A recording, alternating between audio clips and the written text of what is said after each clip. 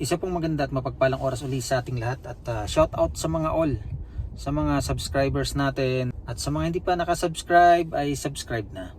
Another sharing, no? Another sharing tungkol dito sa mga bagong modelo ng mga sasakyan at sa mga button na nakikita natin, ano. Tulad nitong ipapakita ko sa inyo, paano nga ba at saan gagamitin itong auto hold.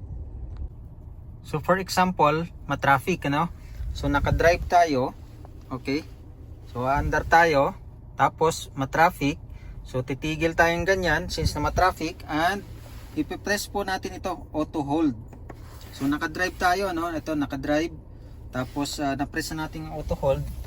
Ngayon ang mangyayari diyan, ayan, nagkulay green na po yung letrang word na auto hold. So ibig sabihin, kahit bitawan mo po ang inyong brake, no?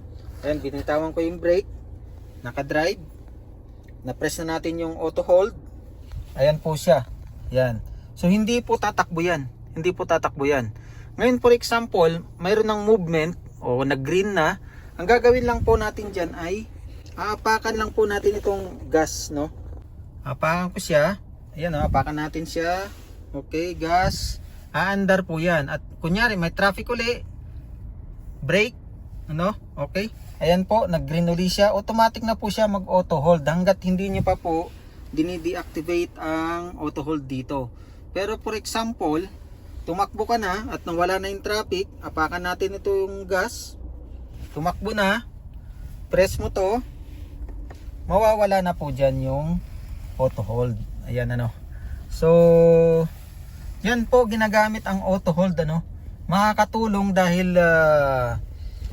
pagka meron kanyan ay hindi po mangangalay ang iyong mga bintik, lalo na pagka nasa traffic or sa mga stoplight.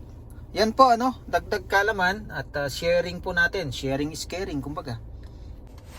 So ayan po, inabutan tayo ng bandang may araw dahil kanina doon tayo sa lilim sa kaka-auto hold na ito. Maraming salamat muli sa inyong panonood sa aking malit na channel. Pagpalain nawang bawat isa. God bless everyone.